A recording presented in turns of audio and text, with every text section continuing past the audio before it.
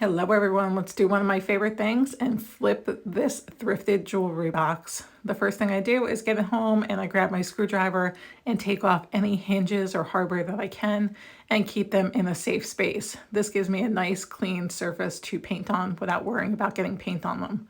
Give it a quick cleaning and scuff sanding, and then I prime with bonding gloss.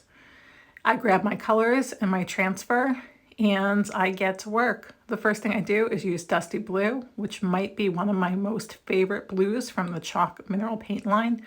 It's just the perfect color. I matched the interior with burlap, so I'm going to paint that interior and the drawers in burlap to match the velvet inside because it was in very good condition, so I kept it all original. If I had painted it, I could have changed my mind, but when it's in good condition, I like to pick colors that go with it and just leave it alone. I'm going to paint the door here, starting with the frame. I'm going to go around that frame with the Dusty Blue, and then I'm going to come in with a nice clean brush and brush in some of that burlap color so I have like a blended, faded look in the middle. This will be my first go around on this, so the second time it'll be a little more perfect. But right now we're just making sure we get the basic colors in there.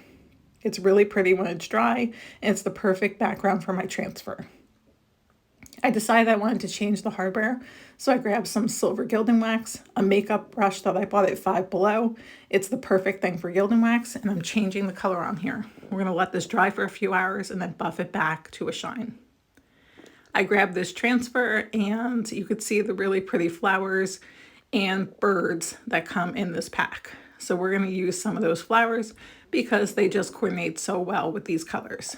I'm going to cut this apart and fit it in where I need it to go, and then we lay those transfers down. I will seal this with a flat sealer when I'm done, just to make sure that the transfer stays down and everything looks nice. So after I get this done, I'm going to remind you what it looked like before, and now here's the after. I think it's absolutely stunning, and I can't wait for it to find its new home. Thanks again for joining me. I'm Jill with Simply Made Unique by Jill, and I will be talking to you again soon. Have a nice night.